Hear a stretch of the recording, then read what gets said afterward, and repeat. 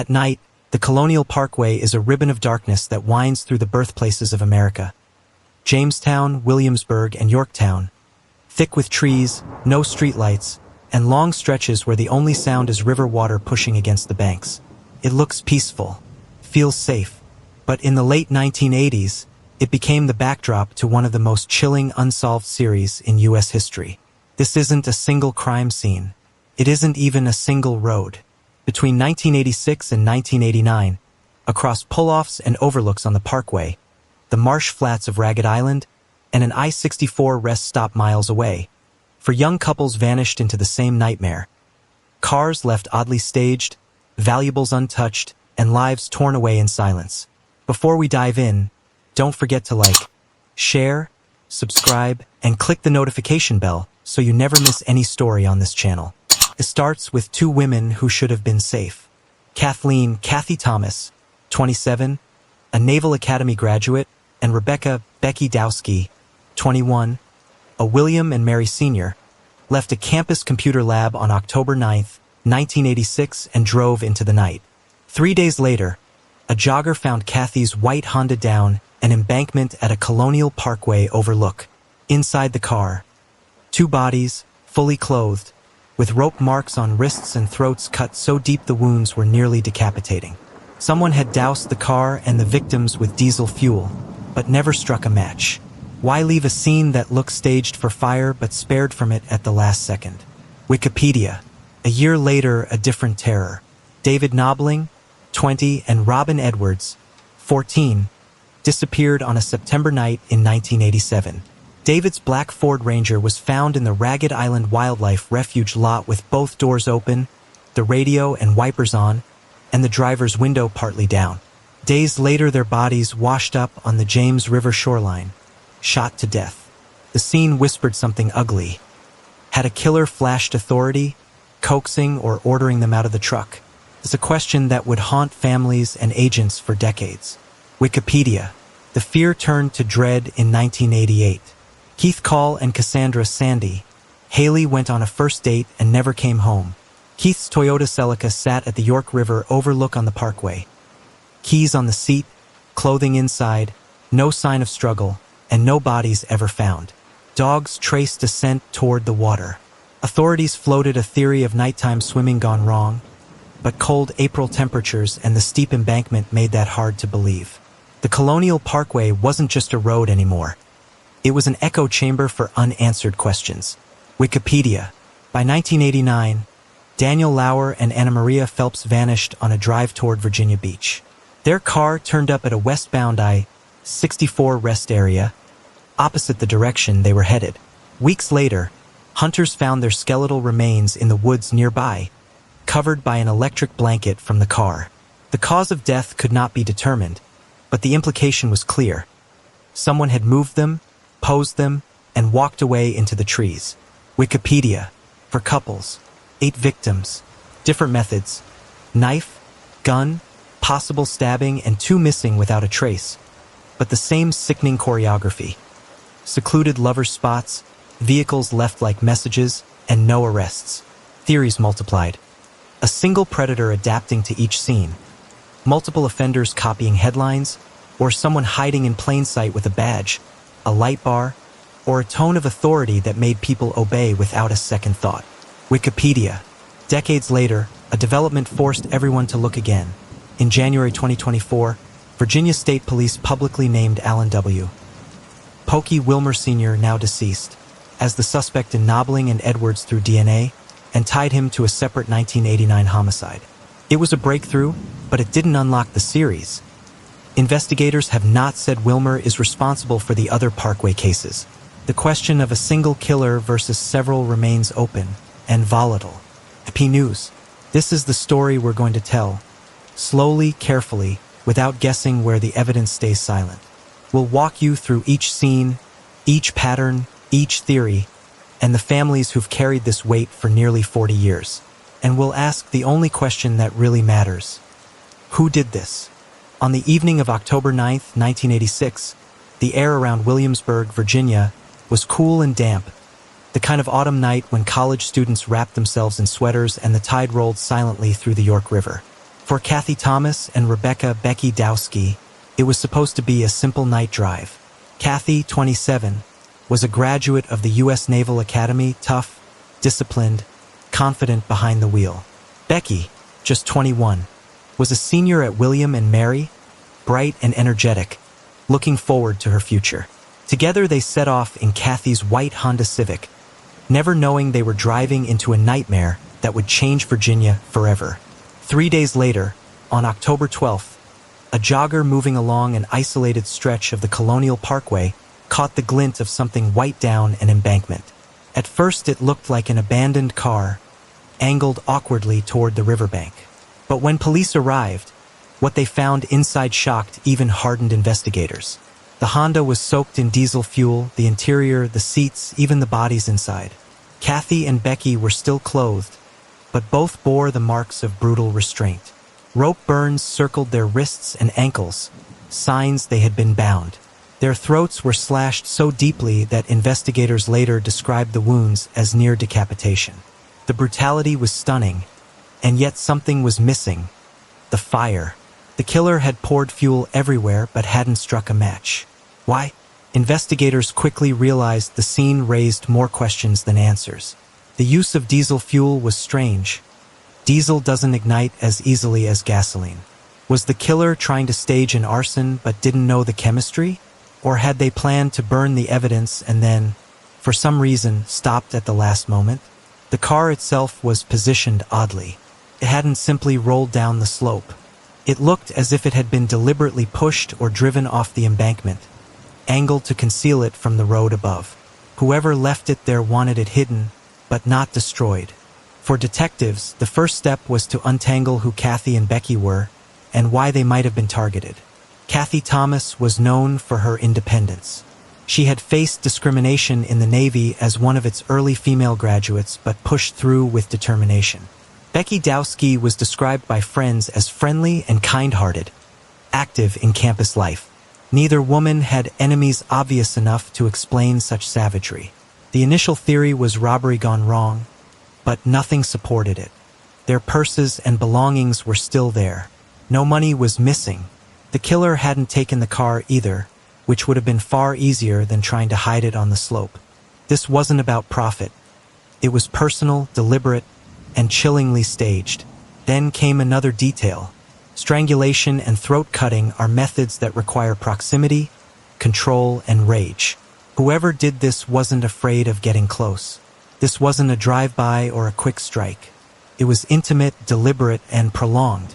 To investigators, it suggested the killer knew his victims, or at least wanted them to suffer. The FBI joined the case quickly. The Colonial Parkway was federal land, which gave them jurisdiction. For a while, hopes were high that, with national resources, the case would move fast. But instead, every lead seemed to fizzle. There were no witnesses, no clear suspects, and no one who could explain why two young women ended up in a staged car soaked in fuel on a lonely overlook. Families of Cathy and Becky were devastated. Their grief was compounded by confusion. How could this have happened on a scenic route frequented by tourists, in an area with Navy installations and historic sites nearby? If such violence could erupt there, it could happen anywhere. But this was just the beginning. Within a year, another young couple would be found dead, under circumstances disturbingly similar. And suddenly the whispers of a killer on the parkway would grow louder, spreading fear through Virginia's Tidewater region. What do you think the diesel fuel meant?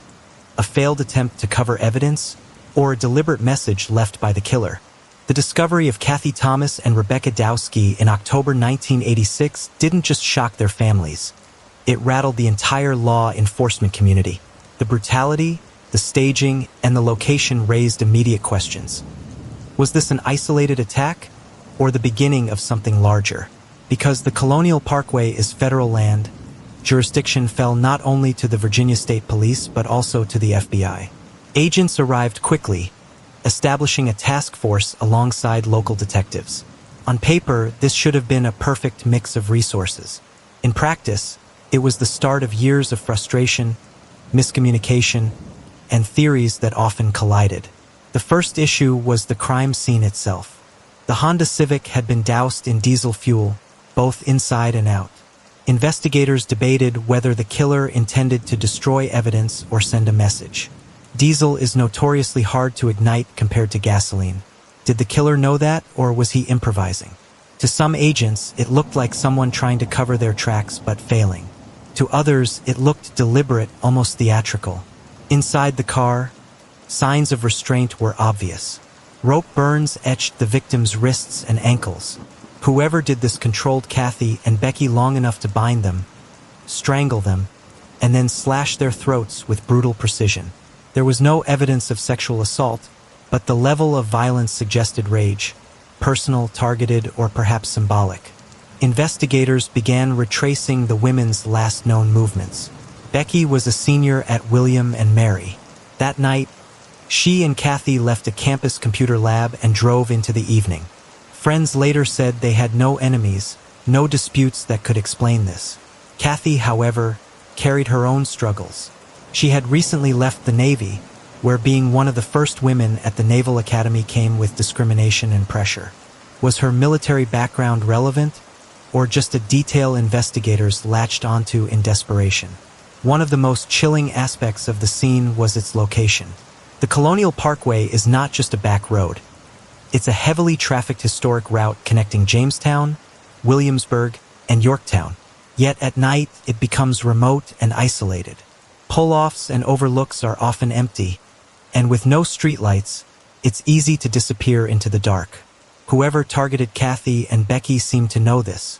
At the time, authorities floated several theories. One possibility was a robbery gone wrong, but valuables were left behind. Another was a hate crime. Cathy and Becky were believed to be romantically involved, and in the 1980s that made them vulnerable. Was the killer motivated by prejudice? Or was it simply a matter of opportunity? Two women parked alone in a secluded spot? The FBI began considering a darker angle, that someone was impersonating law enforcement. The Colonial Parkway often sees patrols from park rangers and local police. If a driver with flashing lights had pulled behind the Honda, Cathy and Becky might have complied, unaware they weren't dealing with a real officer. The careful control at the scene suggested authority, confidence, and knowledge of how people respond under pressure. Still, despite the manpower, progress was painfully slow.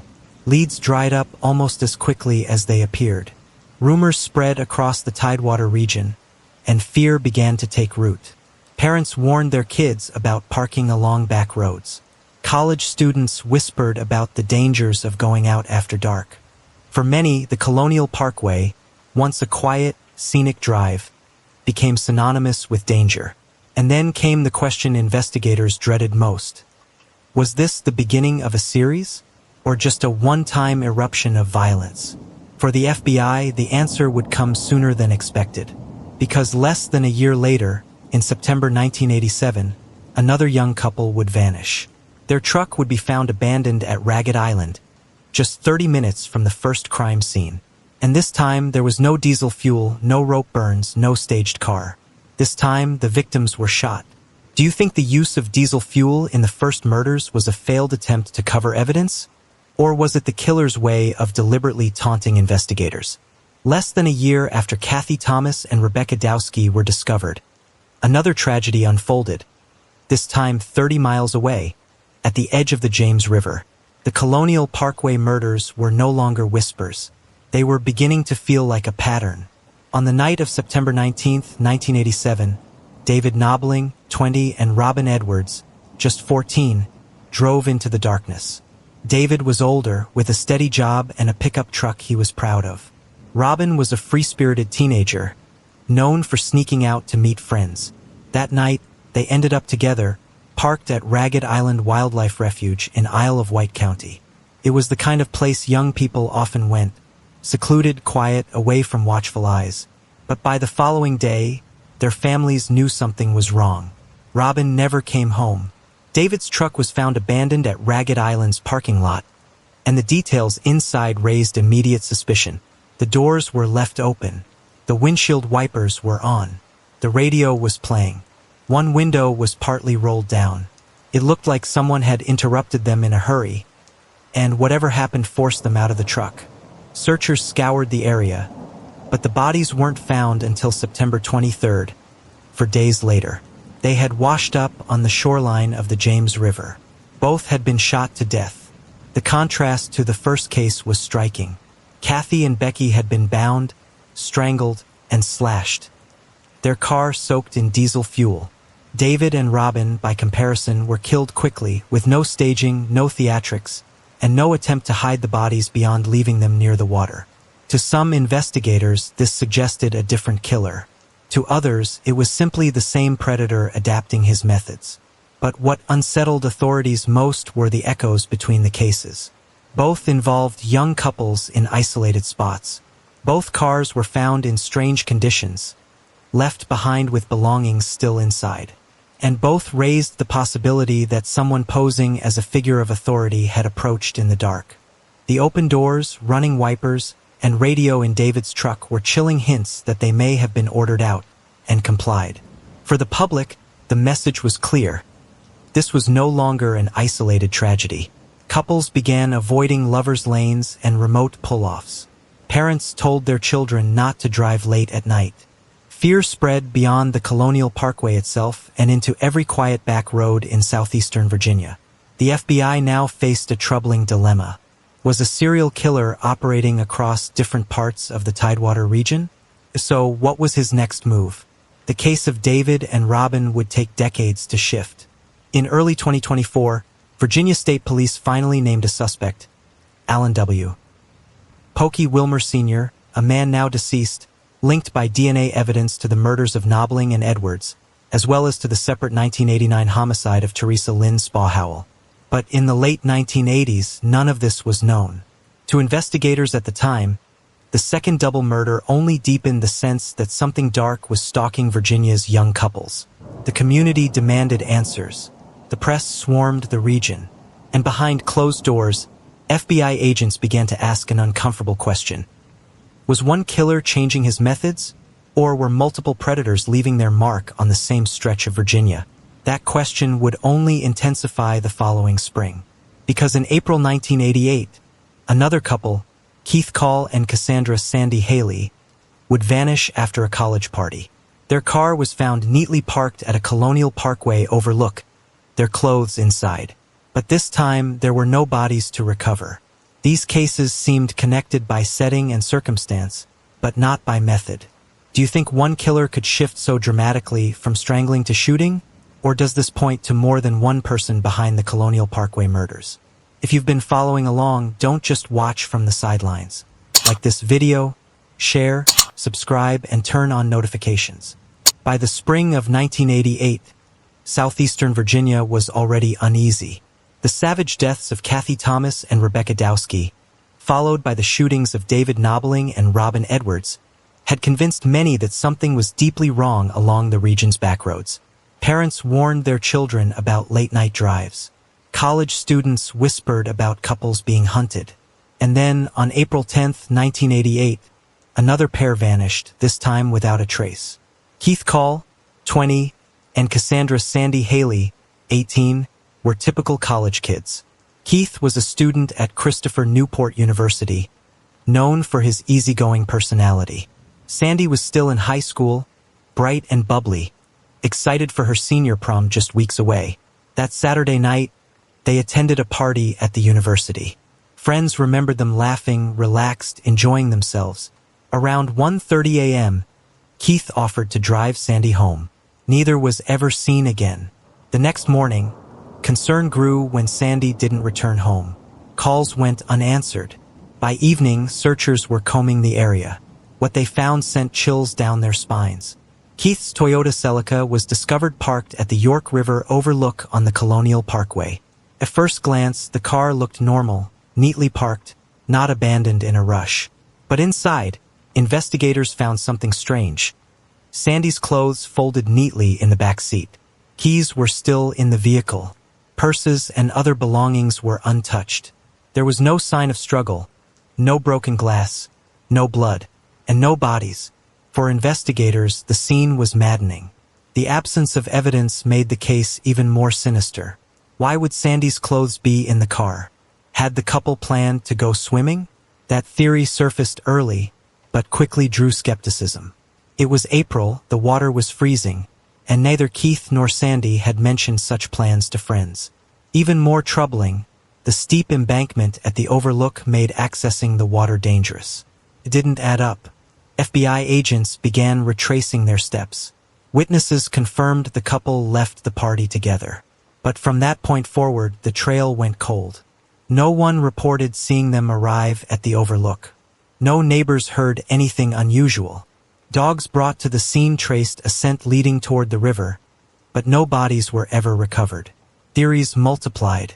Some believed the pair had been intercepted by someone they knew, coaxed into leaving the car willingly. Others suggested the same figure haunting the parkway had struck again, this time removing the bodies to hide evidence. The neatness of the car, the folded clothing, and the absence of violence at the scene all suggested a killer confident enough to erase nearly every trace. For the families, the disappearance was agony. Without bodies, there could be no funerals, no closure. For weeks, searchers scoured the York River, dragging the waters, examining the shoreline. Nothing surfaced. Keith and Sandy had simply vanished.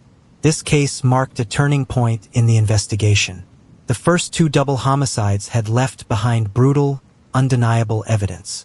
But here, there was nothing but questions. Some FBI agents argued that this was proof of a single killer evolving, becoming more careful, more skilled, and better at hiding his crimes. Others resisted, pointing out the differences.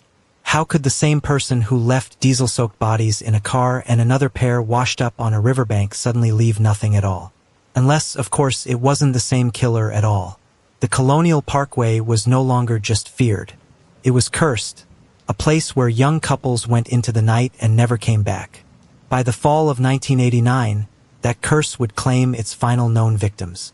2 more young people would vanish on a drive, their car abandoned in a rest stop, miles from where they should have been. Do you think Keith and Sandy were intercepted by someone they trusted? Or were they taken by the same predator who killed the others, now perfecting the art of leaving no trace?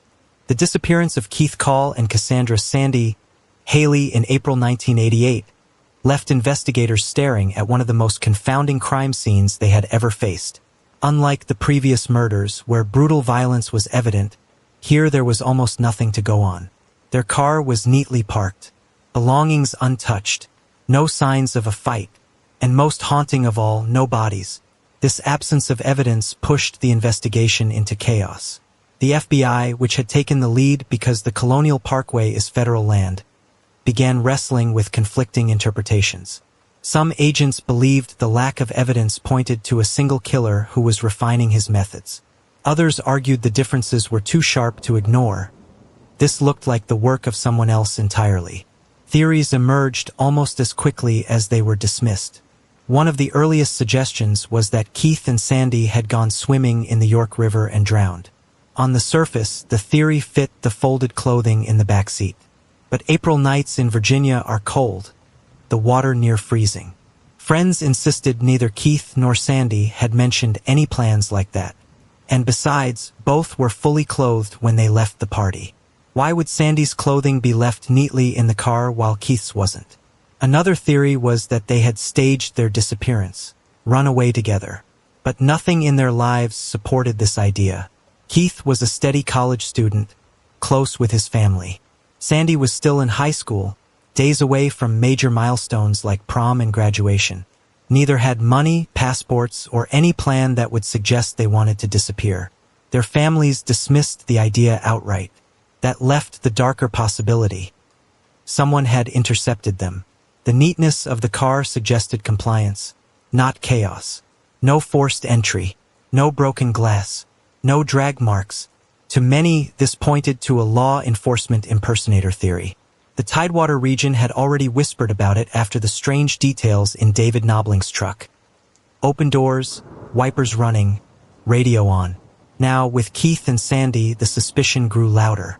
If a fake officer had pulled up behind them, flashing lights or showing a badge, Keith would have likely complied. That theory terrified locals. It meant the killer wasn't just hunting couples. He might be manipulating the very authority people trusted. The FBI began comparing the 3 cases side by side. Cathy and Becky, strangled, slashed, left in a car doused with diesel. David and Robin shot, bodies dumped near the water. Keith and Sandy vanished without a trace. The differences were obvious, but the patterns were haunting. Young couples, isolated settings, cars left behind, valuables untouched. By now, the media had seized on the story. The phrase Colonial Parkway murders appeared in headlines, and the public began to treat the cases as a series, even when investigators hesitated to officially link them.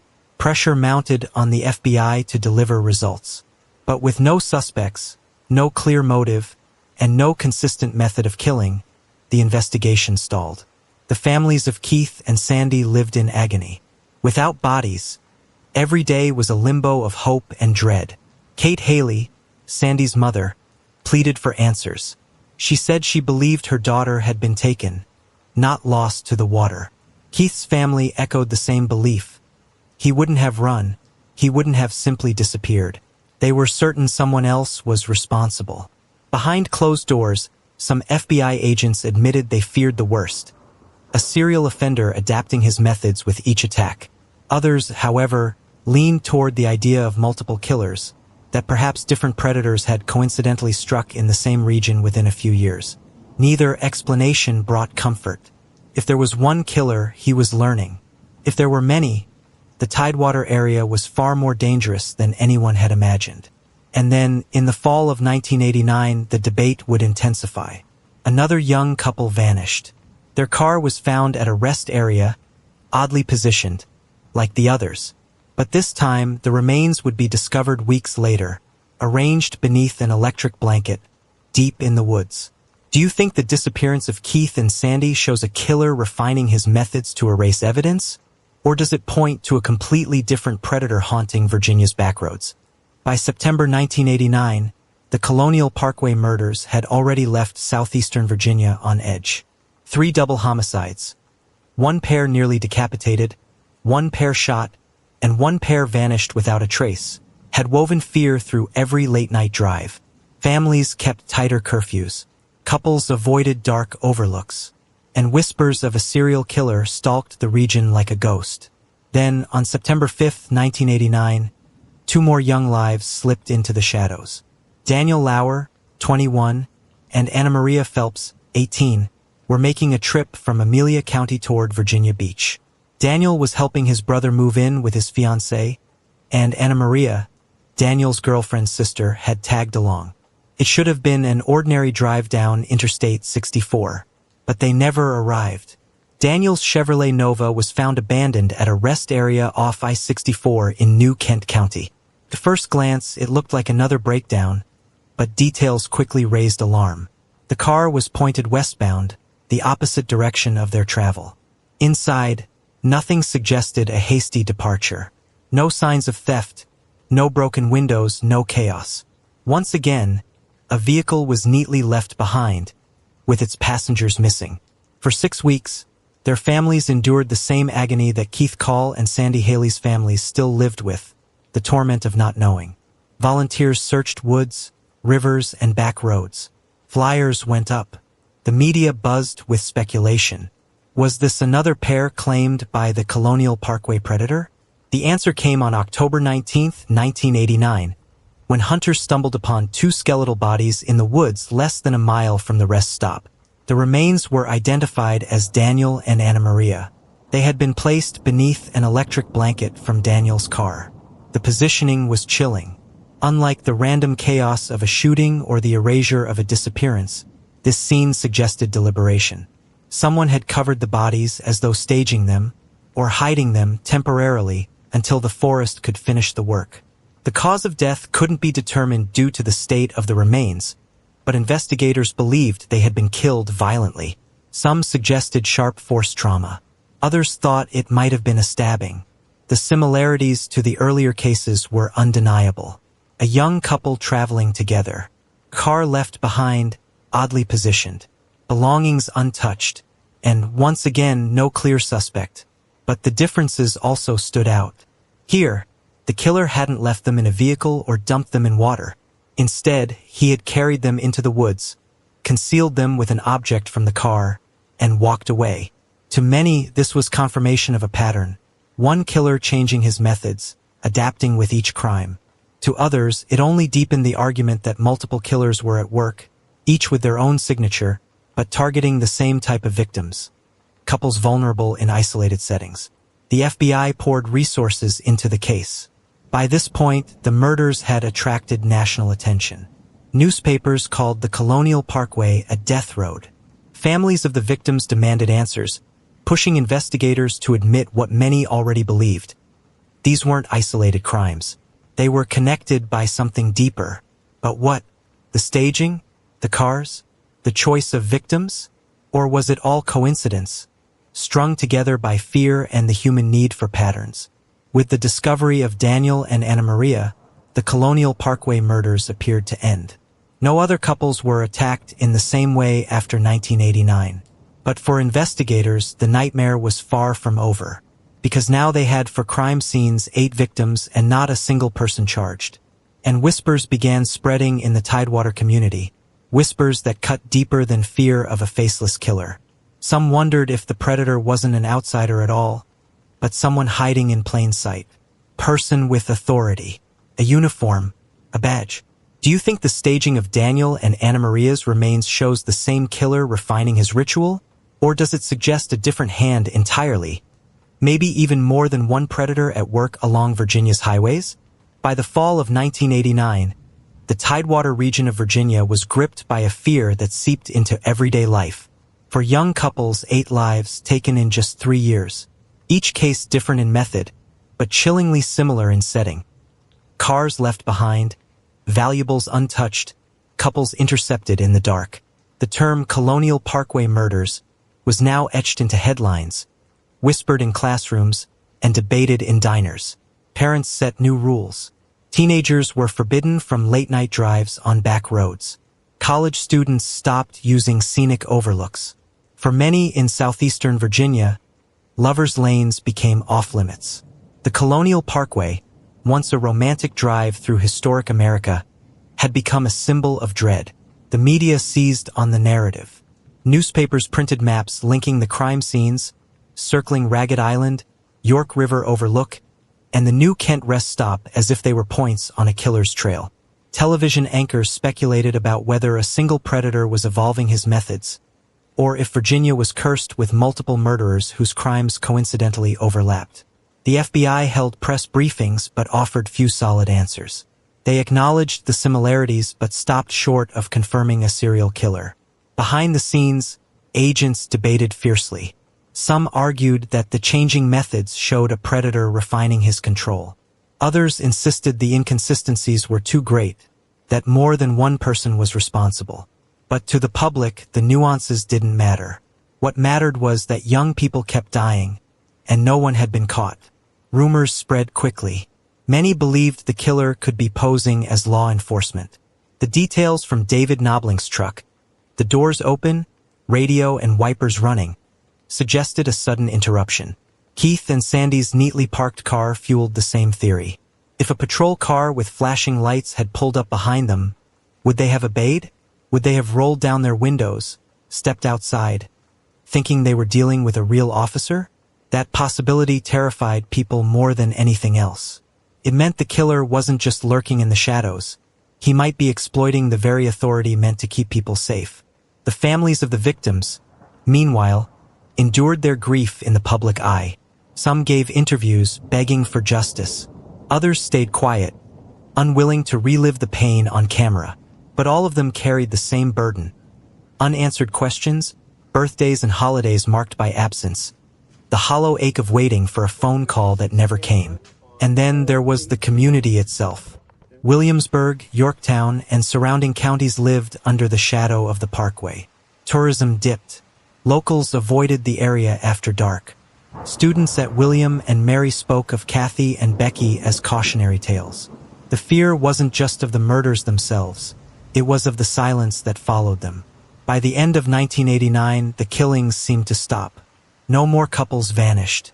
No more cars appeared abandoned in strange conditions. For some, it was a relief. For others, it was worse. Had the killer moved on? Was he in prison for something else? Or had he simply decided his work was done? Investigators tried to move forward, but the cases sat in boxes, unsolved, gathering dust alongside growing speculation. And in that vacuum, theories multiplied, some grounded in evidence, others drifting into conspiracy. Because if it wasn't one man, maybe it was two, or three, or perhaps someone within the very system investigating the crimes. If you've stayed with this series, don't just listen, become part of the investigation. Like, share, subscribe, and hit the notification bell. By the close of 1989, with 4 couples dead or missing, investigators sat with boxes of files that painted a terrifying puzzle. Each case looked different on the surface. Strangulation and slashing, gunshots, disappearances, skeletal remains. Yet, when the evidence was spread across tables and mapped on walls, disturbing parallels emerged. First, the victims. Every pair was young, between their teens and early 20s. They were couples, dating, spending time together, or simply sharing the appearance of intimacy. None were high-profile targets. They weren't wealthy, politically connected, or involved in risky lifestyles. They were ordinary, which made their vulnerability universal. Second, the setting. Every incident occurred in an isolated, semi-rural spot, pull-offs, wildlife refuges, or rest areas. These weren't bustling highways. They were quiet, shadowed, and far from help. Most were areas known as lovers' lanes, where young couples parked at night. Whoever committed these crimes seemed to know where people went to be alone and how to strike when no one was watching. Third, the vehicles. Each crime left behind a car that told part of the story. Cathy and Becky's Honda Civic rolled down an embankment, doused in diesel. David Knobling's Ford Ranger, doors open, wipers on, radio playing. Keith Call's Toyota Celica, neatly parked, Sandy's clothes inside. Daniel Lauer's Chevrolet Nova, facing the wrong direction at a rest stop. In every case, the cars were left behind in ways that felt staged, almost theatrical, like grim calling cards. Fourth, the valuables. None of the scenes showed robbery. Wallets, purses, and cash were left behind. This wasn't about theft. It was about control and perhaps about the act itself, killing, abducting, staging. But perhaps the most disturbing thread of all was compliance. In each case, there were signs that the victims had left their cars willingly, or at least without a violent struggle. Cathy and Becky bore rope burns, but their car suggested they hadn't fought to the last breath inside it. David and Robin appeared to have been ordered out of their truck. Keith and Sandy Celica showed no chaos, no resistance. Daniel and Anna Maria's car was simply left behind, with them taken elsewhere. This led to one of the most chilling theories of the entire investigation. The killer may have impersonated law enforcement. In the Tidewater region, people were used to seeing patrol cars, park rangers, local deputies, even Navy security near bases. If a car pulled up with flashing lights, or if a man approached with a badge, most young couples would obey. They'd roll down a window, step out, or follow instructions without hesitation. That theory explained the compliance, the lack of struggle, and the eerie details of cars left running or positioned strangely. The FBI investigated this possibility, quietly reviewing local officers and anyone with access to uniforms, lights, or vehicles that could mimic authority. But no clear suspect ever emerged. The idea of a rogue cop or impersonator was never confirmed, but it stuck in the public imagination. For many, it was the only explanation that made sense. Still, there were contradictions that kept the debate alive. If it was one killer, why the different methods?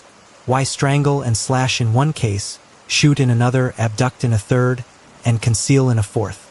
Some agents argued that true serial offenders often experiment until they find the method that feels right.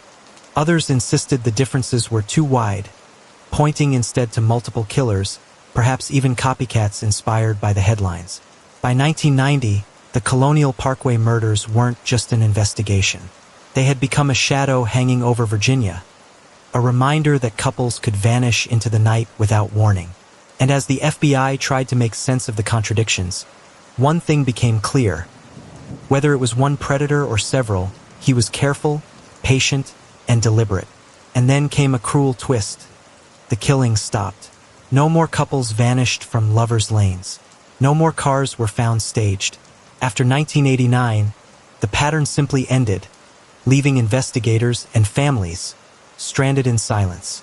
Did the killer die, move away, or was he sitting quietly, satisfied that his work was done? Do you think the sudden end of the Colonial Parkway murders means the killer was caught or killed for another crime? Or do you believe he simply stopped on his own terms? By the dawn of the 1990s, something strange had happened. The fear that had gripped southeastern Virginia didn't ease because the killer was caught. It didn't fade because answers were found. It softened only because the murders stopped. After 4 double homicides between 1986 and 1989, the Colonial Parkway went silent. But for investigators, that silence was almost worse than the killings themselves. Serial killers rarely just stop. They are either interrupted by death, imprisonment, relocation, or some drastic change in circumstance. So what had happened here? The FBI examined every possibility. One theory was that the killer had been arrested on unrelated charges. Perhaps he was serving time for another violent crime, hidden in the prison system under a different case number, while the Parkway files gathered dust. Agents scoured arrest records from the region, looking for offenders whose timelines lined up. There were possibilities, but none conclusive. Another theory suggested the killer had moved away. Military connections loomed large. Hampton Roads, Norfolk, and Newport News housed one of the largest Navy populations in the country. The region was transient, filled with people cycling in and out of bases. Could the killer have been a serviceman transferred elsewhere, carrying his secrets to another coast? That possibility haunted the families. If true, it meant he might have continued elsewhere and they'd never know. A third idea was more chilling, that the killer had simply stopped by choice. Some predators reach a point of satisfaction, content to leave their crimes behind. Others grow cautious, fearing discovery. But most agents doubted this. The killings were bold, deliberate, staged in ways that seemed almost ritualistic. Stopping cold didn't fit the pattern. For the families, the silence brought no comfort. Cathy Thomas's relatives still grieved the brutality of her death. The Knobling and Edwards families struggled with the shock of their teenagers cut down so young. Keith Call and Sandy Haley's parents still had no bodies to bury, only empty chairs at holidays. Daniel Lauer and Anna Maria Phelps's loved ones were left to imagine what had happened in those woods. For them, the end of the murders wasn't an end at all. It was a cruel reminder that their children's killer was still out there. The public, too, was divided. Some residents felt relieved, convincing themselves the threat was gone. Others remained paranoid, avoiding the Parkway long after. The phrase Colonial Parkway was forever changed. No longer just a scenic drive, it had become shorthand for fear and mystery. Meanwhile, within law enforcement, debate raged on. Some agents held firm. This was the work of one killer, refining his methods, experimenting, and finally disappearing. Others argued the differences were impossible to ignore, that Virginia had suffered not one predator, but several. The lack of resolution meant both theories remained alive, neither disproven. Then there was the haunting possibility raised quietly by some investigators. Could the killer have been someone within law enforcement itself? The impersonator theory had long lingered. If the person responsible wore a real badge or carried the authority of a uniform, it would explain the compliance, the lack of struggle, the obedience to orders in lonely parking lots. If that were true, then maybe the murders stopped not because the killer was caught, but because he was never even suspected. By the mid-1990s, the cases had gone cold. Families pushed for updates. The FBI said little, and the Colonial Parkway settled back into its quiet routine, tourists once again driving its shaded roads by day, while locals remembered to avoid it at night. But the questions never died. Why had the killings stopped? Was the predator dead, imprisoned, or simply living a normal life in the community, hiding in plain sight? Do you think the abrupt end of the Colonial Parkway murders suggests one killer who was interrupted? Or could it mean multiple killers, each ending their crimes on their own timeline? By the mid-1990s, the Colonial Parkway itself looked unchanged. Shaded by trees, winding past rivers, the same quiet overlooks that had once been painted as safe havens for couples. But beneath that surface calm, families of the victims were living with wounds that never healed, and their voices became the force that kept the murders from being forgotten. For the parents of Cathy Thomas and Rebecca Dowski, grief came with outrage. Cathy had been strong, resilient, a Naval Academy graduate who had battled through discrimination in her career. Becky had been on the cusp of graduation at William and Mary, with plans for the future. Both were full of promise, and both had been butchered with cruelty so savage it seemed personal. Their families demanded to know how such brutality could be left unsolved on federal land patrolled by Rangers and the FBI. The Knobling and Edwards families carried a different kind of anguish. David, 20, and Robin, just 14, were young, impulsive, and taken in a storm of violence no one saw coming. Robin's youth made the pain sharper. A child, barely into her teenage years, shot and dumped on a riverbank. Her parents and siblings never recovered from the image of her lost in such a brutal way. David's family, too, spoke of the injustice. A young man starting his adult life, ripped away without answers. For Keith Call and Cassandra Sandy Haley's families, the torment was endless because there were no bodies to bury. Every holiday passed with empty seats at the table, every year with the same unanswered question. Where are they? Keith's family was certain he hadn't run away. Sandy's parents refused to believe she had gone into the river willingly. For them, the silence was the cruelest wound of all. The Lauer and Phelps families endured the horror of a discovery months delayed. 6 weeks of hoping their children might be alive, followed by the nightmare of skeletal remains found beneath an electric blanket in the woods. Daniel and Anna Maria's relatives were left with an image of concealment, of someone taking deliberate steps to erase their presence. It was an image that haunted them. As years turned to decades, these families became the driving force behind keeping the Colonial Parkway murders alive in public memory. They gave interviews, spoke to journalists, and pressed investigators for updates. Their persistence ensured that, even as other stories faded from headlines, the Parkway cases never fully disappeared. The FBI, under pressure, occasionally resurfaced with brief statements. Agents admitted the cases were difficult. Evidence was scarce, methods varied, and suspects never solidified into arrests. They offered reassurances that the files were still open, that leads were being pursued. But for families, those reassurances rang hollow. The cases remained unsolved, and every year that passed felt like justice slipping further away. Meanwhile, the community carried its own scars. In Williamsburg, students at William and Mary remembered Becky as more than a name in a file. In Amelia County, Daniel and Anna Maria's absence lingered in families and friendships.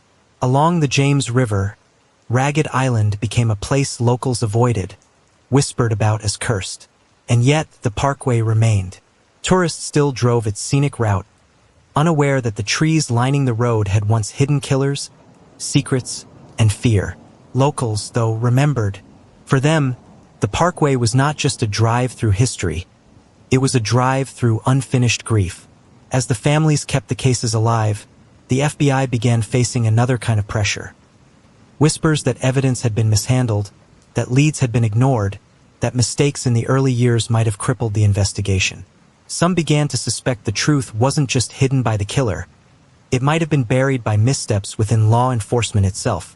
Do you think the persistence of the families is what truly kept this case alive all these years? Or would the FBI have quietly let it fade into cold files without them? By the mid-1990s, the Colonial Parkway murders had shifted from an urgent manhunt to a cold case tangled in controversy.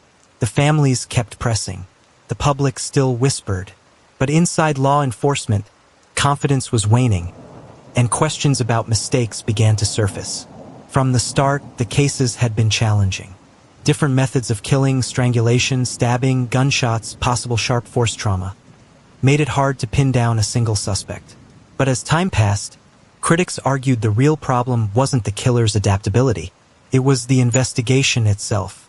Former investigators later admitted that key evidence may have been mishandled. In Cathy Thomas and Becky Dowski's case, the diesel-soaked Honda Civic should have been a treasure trove of forensic clues. Yet technology in 1986 was limited, and by the time DNA testing became advanced, much of the original evidence was degraded. In David Knobling and Robin Edwards' case, the truck at Ragged Island was left unsecured long enough for rain to wash away potential prints or fibers. And perhaps most frustrating of all, the FBI at one point lost control of nearly 80 original case files, later acknowledging they were misplaced in the shuffle of reorganizations and task force transitions. Though some files were eventually recovered, the revelation fueled anger among families who felt the cases had not been treated with the seriousness they deserved. To the victims' loved ones, these mistakes felt like betrayals. How could their children's murders be solved if evidence was lost, contaminated, or overlooked? For them, every failure wasn't just procedural, it was personal. Journalists began to investigate the investigation itself. Articles in the 1990s and 2000s questioned why no clear suspects had been charged, why families often learned updates through the media instead of directly from agents, and why theories like law enforcement impersonation seemed whispered about but never aggressively pursued. Some reporters suggested the FBI was reluctant to entertain the idea that one of their own, or someone posing convincingly as an officer, could be responsible. By the 2000s, the Colonial Parkway murders had become both a mystery and a cautionary tale. True crime programs featured the cases, sometimes portraying them as the work of a clever serial killer, other times highlighting the confusion caused by conflicting methods. Online forums buzzed with speculation, each theory more elaborate than the last. But through it all, the central fact remained unchanged. No one had been charged. For families, the frustration hardened into resolve.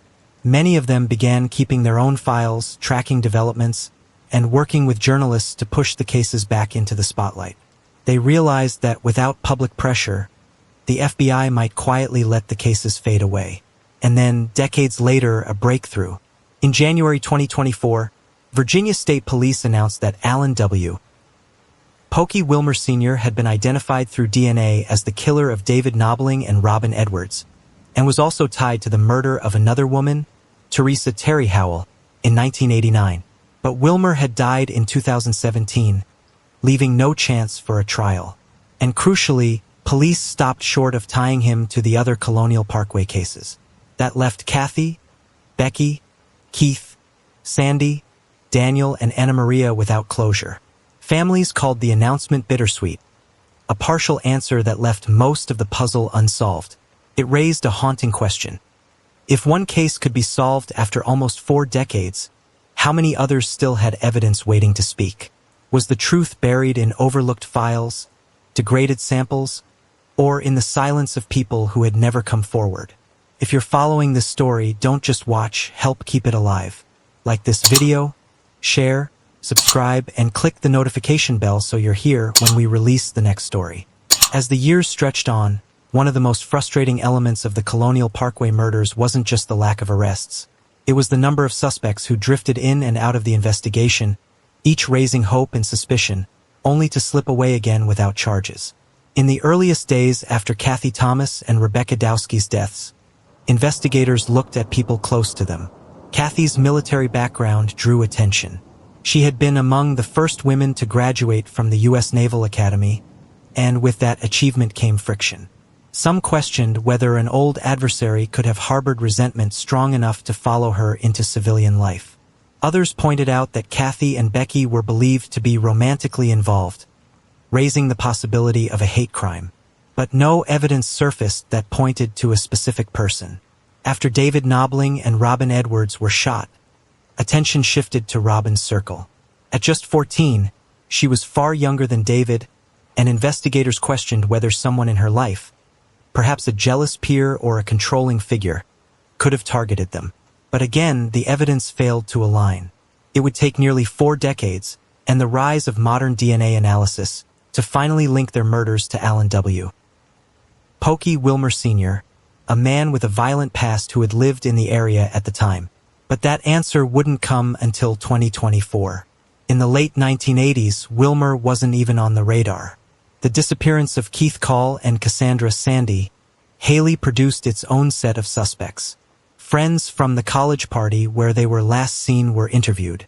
Sandy's young age and family connections drew scrutiny. But once again, no leads stuck. The neatly parked Toyota Celica felt more like a controlled stop than an impulsive act of violence. If someone had lured them away, investigators couldn't prove who it was.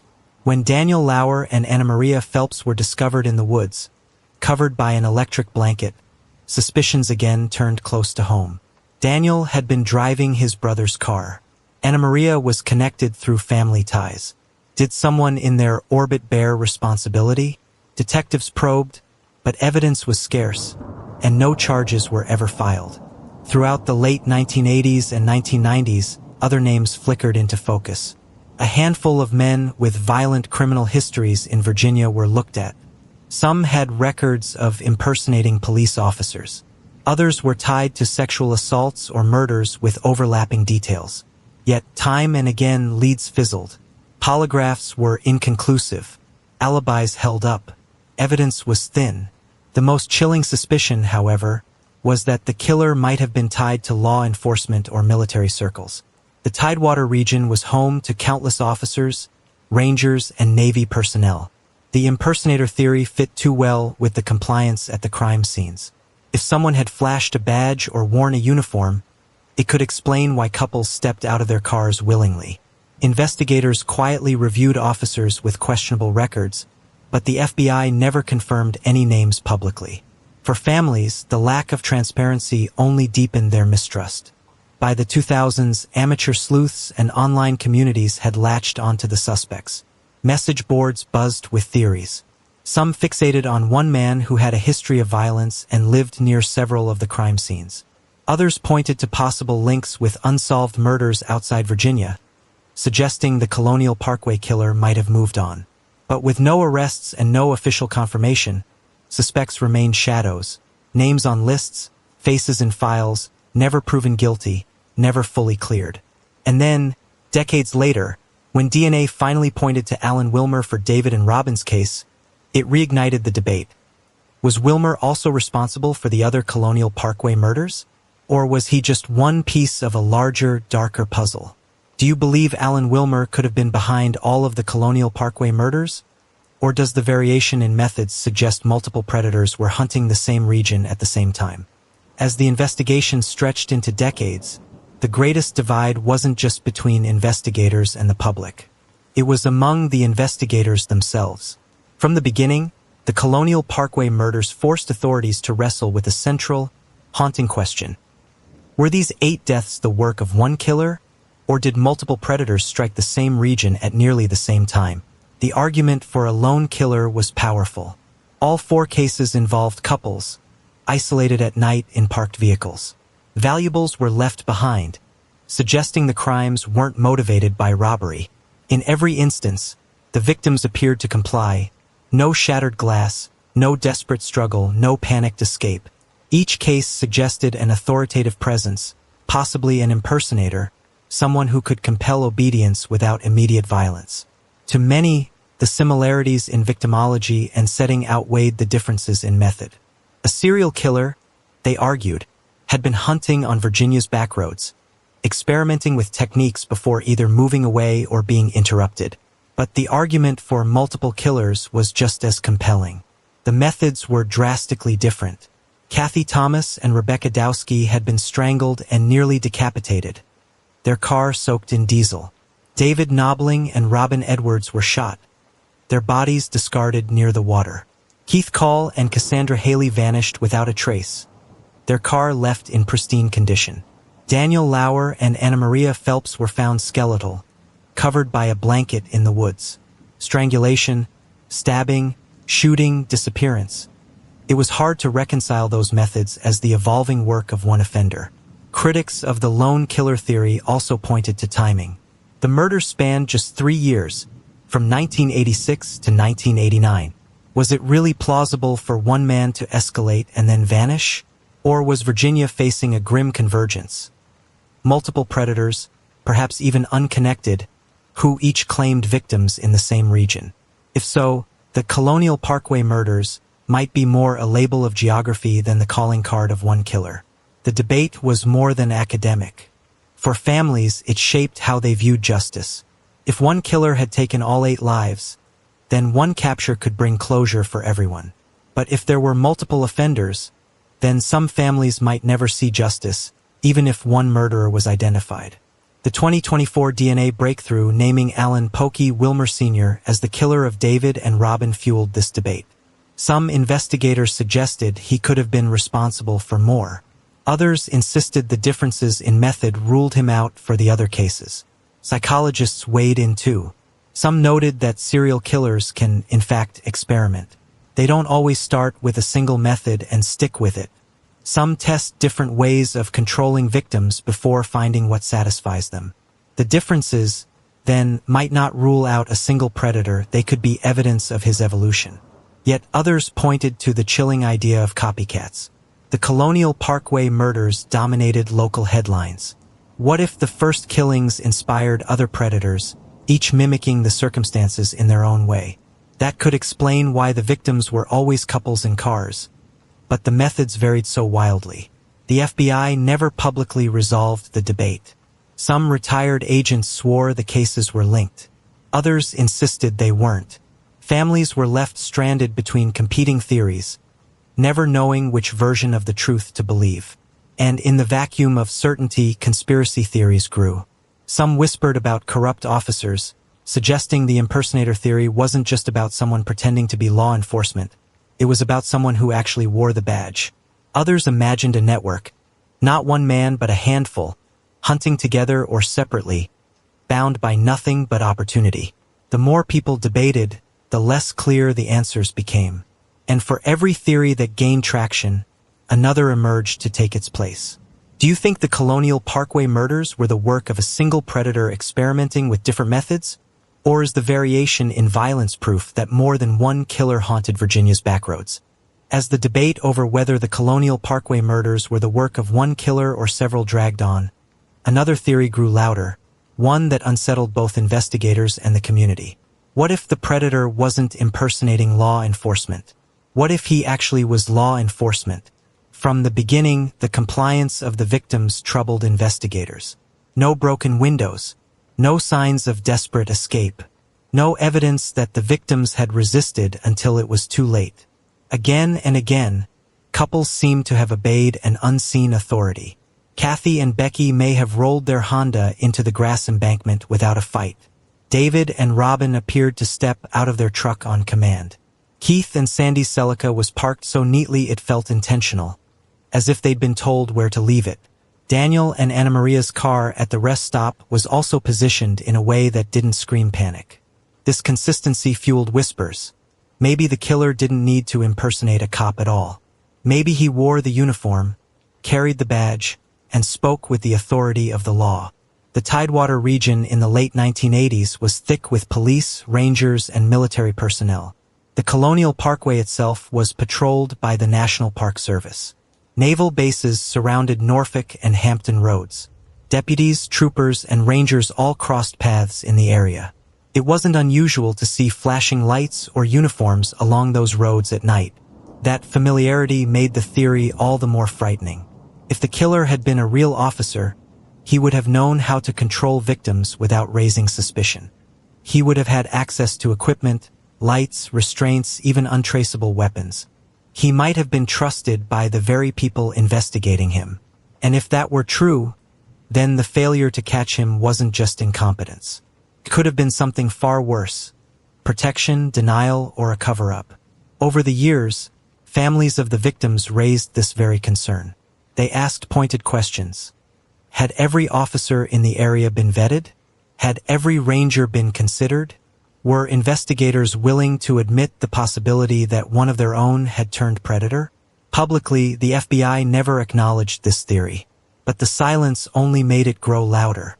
True crime writers and amateur sleuths fanned the flames. Online forums debated lists of possible names, pointing to men who had been disciplined for misconduct or left their posts under suspicion. Others noted that the FBI itself had briefly pursued the impersonator theory, but seemed to back away from it. Why? Was it because the evidence didn't support it, or because the truth was too uncomfortable? The conspiracy angle deepened further when revelations surfaced about mishandled files. Families learned that dozens of original case documents had been misplaced by the FBI, lost for years before being rediscovered. To the public, this looked less like an accident and more like deliberate negligence. If investigators couldn't keep track of their own evidence, how could they be trusted to catch a killer?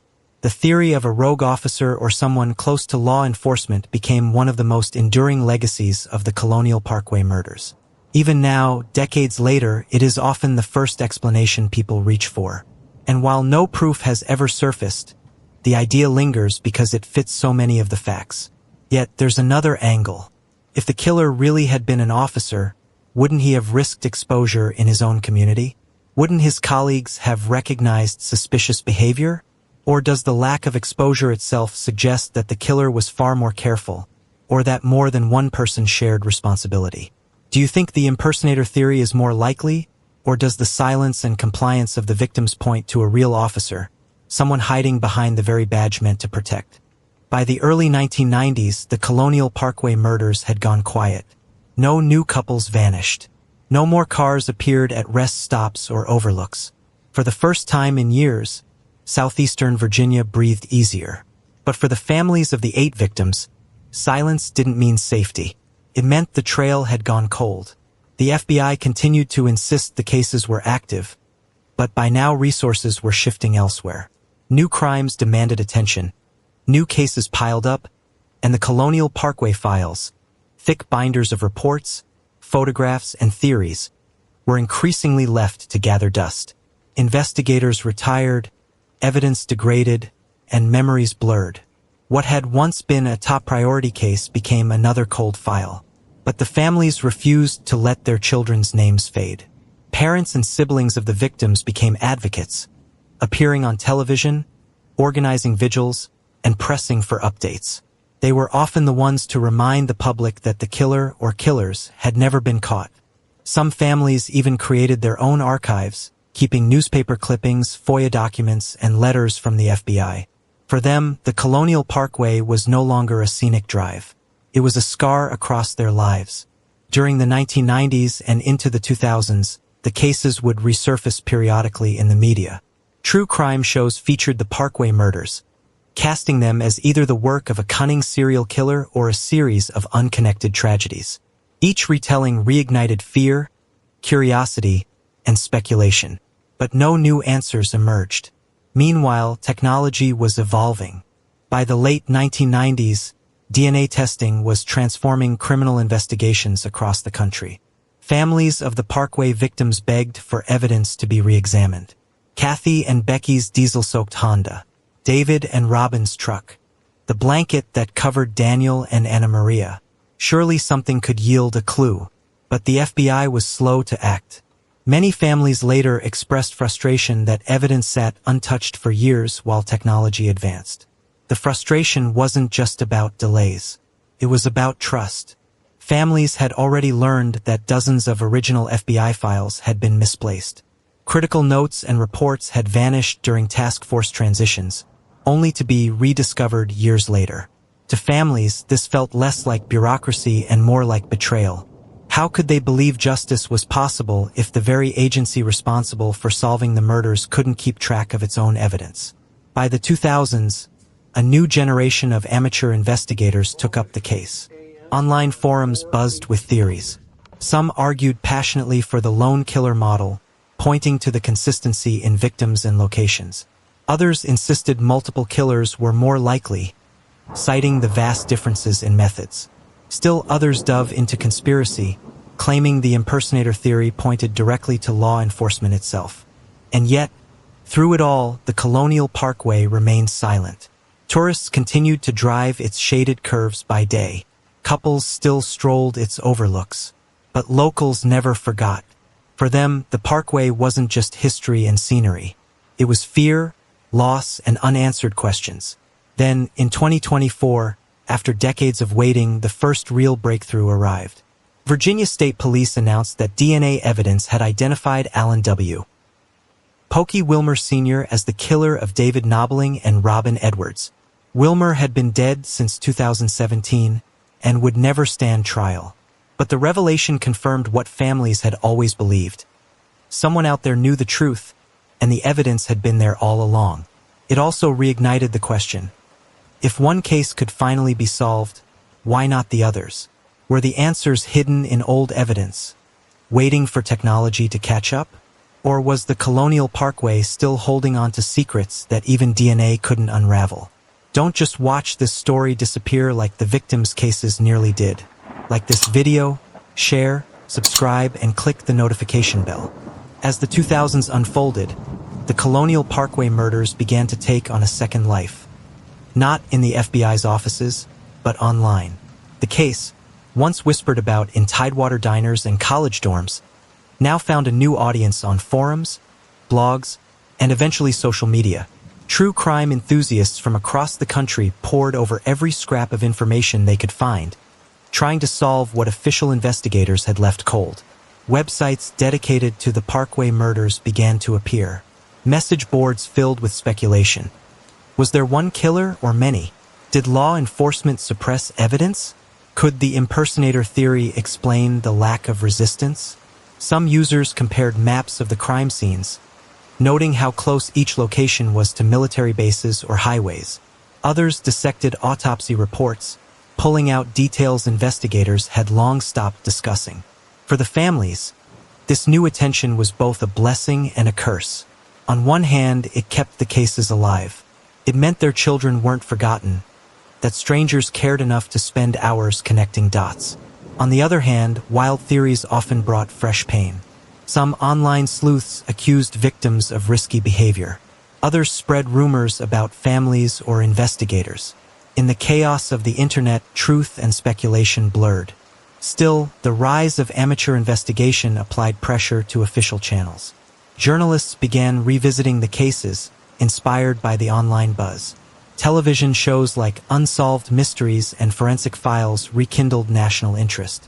Podcasts in the 2010s brought the Parkway murders to an even younger audience, dissecting every detail episode by episode.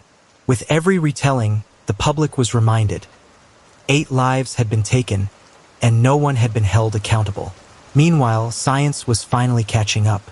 Advances in DNA testing offered new hope. Evidence that had sat in storage for decades, fibers, biological samples, the blanket covering Daniel and Anna Maria, could now be tested with far greater precision. Families demanded re-examination. By the 2010s, agencies across the country were solving cold cases with DNA and genealogy databases. Why not the Parkway murders? Behind the scenes, Virginia State Police began quietly retesting evidence. But progress was slow. For families, the waiting was agony. Every press release that failed to deliver answers felt like a door slamming shut. And then, in January 2024, a breakthrough, DNA linked Alan W. Pokey Wilmer Sr. to the murders of David Knobling and Robin Edwards, as well as the 1989 homicide of Teresa Terry Howell. It was the first time in nearly 4 decades that one of the Colonial Parkway cases had been officially solved. Families of David and Robin finally had a name, a man with a violent history who had slipped through the cracks for years. But for the other families, the announcement was bittersweet. Cathy and Becky's case remained unsolved. Keith and Sandy's disappearance was still a mystery. Daniel and Anna Maria's remains still spoke of violence without answers.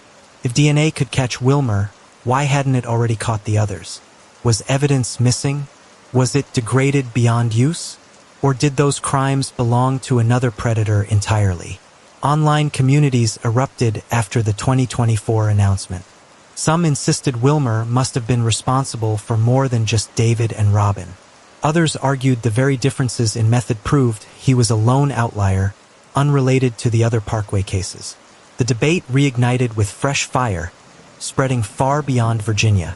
The Colonial Parkway murders, once a local terror, had become a national obsession. And yet, through all the speculation, one fact remained unchanged. Most of the victims' families still had no answers. As the 2020s continue, forensic genealogy, advanced DNA sequencing, and online activism offer new hope. But hope comes with its own torment, because with every passing year, the chance of closure feels both closer and further away. Do you think modern forensic breakthroughs will eventually solve all of the Colonial Parkway murders? Or will some of these cases remain mysteries locked away by time? Nearly 4 decades after the first double homicide on the Colonial Parkway, the case remains one of America's most haunting unsolved mysteries. For couples, 8 lives. One stretch of road forever scarred by violence and unanswered questions. For the families, the years have been measured not in time but in absence. Cathy Thomas and Rebecca Dowski's loved ones still remember their ambition, their laughter, their futures stolen. The Knobling and Edwards families, after decades of waiting, finally received an answer in 2024 when DNA tied Alan "Pokey" Wilmer to David and Robin's murders. But the relief was muted by the knowledge that he had already died and could never face trial. For Keith Call and Cassandra Haley's families, there has never even been that small measure of closure. Their children vanished without a trace, leaving only a neatly parked car and questions that stretch into eternity. And for the families of Daniel Lauer and Anna Maria Phelps, the discovery of their skeletal remains beneath a blanket in the woods left them with an image so horrific it continues to haunt every memory. The cases shaped Virginia's Tidewater region in lasting ways. The Colonial Parkway, once a symbol of history and romance, became synonymous with dread. Students at William and Mary whispered warnings about parking at overlooks. Parents set curfews their children never forgot. Even today, locals drive its curves with a quiet awareness, a reminder that beauty and terror can live side by side. For investigators, the case became both a lesson and a wound. The FBI's missteps, mishandled evidence, misplaced files, delayed testing, eroded trust. Retired agents still debate whether it was one killer refining his methods, multiple predators whose crimes overlapped, or something even darker. A killer hiding in plain sight, perhaps even within law enforcement itself. None of those theories have ever been conclusively proven, and that uncertainty is what keeps the case alive. The rise of the internet only deepened the mystery. Online sleuths dissected every scrap of evidence. Podcasts, documentaries, and message boards turned the Colonial Parkway murders into a touchstone of true crime culture. Theories multiplied. Some drew maps linking bases and highways. Others insisted on conspiracies and cover-ups. But through it all, one truth remained constant. No one had been held accountable for most of the victims. And that is what makes the Colonial Parkway murders so terrifying. They are not just a cold case. They are a reminder that predators can slip between cracks in the system, that families can wait lifetimes for justice, and that sometimes, even when the world is watching, the truth remains out of reach. As of today, the Parkway is quiet again.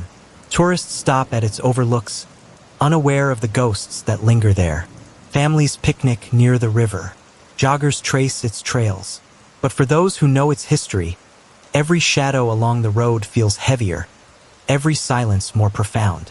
Because somewhere out there is the truth about who hunted on Virginia's backroads between 1986 and 1989. And until that truth is uncovered, the Colonial Parkway will remain what it has become. Not just a road, but a graveyard of secrets. In loving memory, we remember the 8 young lives lost along Virginia's Colonial Parkway between 1986 and 1989. They were more than case files and headlines.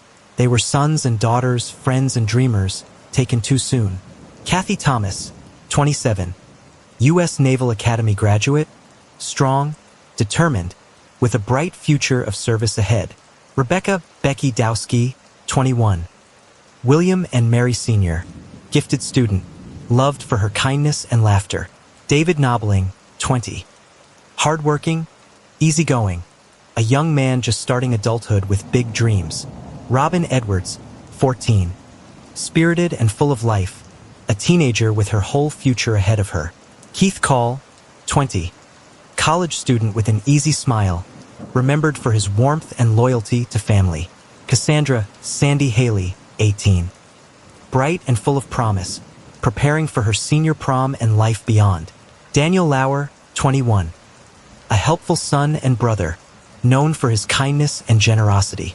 Anna Maria Phelps, 18, fun-loving and hopeful, a young woman whose light touched everyone she knew. Though decades have passed, their memories remain alive in the hearts of their families and all who hear their story. May their names never be forgotten, and may the truth one day bring peace. Thank you for following this story to the end. If you want more deep dives into America's most chilling unsolved mysteries, make sure to like, share, subscribe, and click the notification bell so you never miss the next case. Your support helps keep these victims' memories alive and keeps pressure on investigators to never stop searching for answers.